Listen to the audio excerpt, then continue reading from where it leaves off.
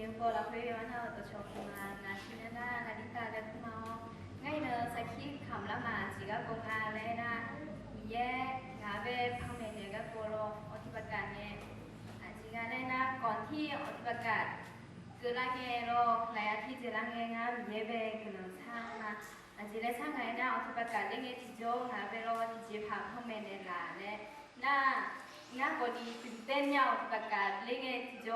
อายุเกี่ยวกับมาสีเดนโลกูกอดีกูสะโตกอดีนึมาเนี่ยน่า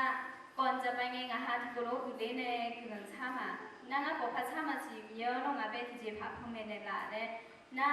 เล็กเกินเลยเราอยากดูไงที่จงอ่ะไปรอกูจีหัวในสัตว์โตจีมาพาอ้อที่ยาวน่าอุจิที่มีคือละไง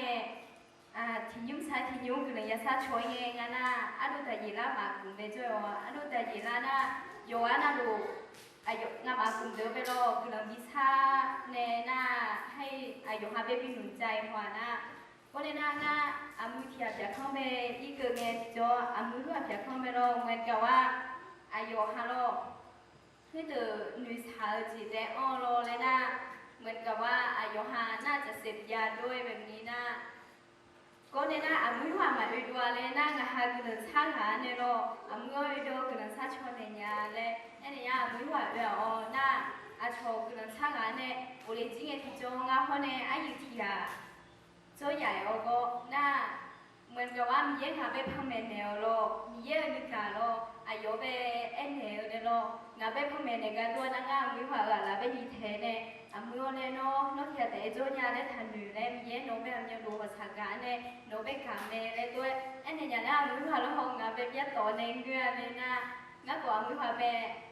อาจีนุ่นใจเนี่ยงาเลยนะอุทยุเวลาเนี่ยมีเยอะเนี่ยชดตัดเนี่ยลาเนี่ยโล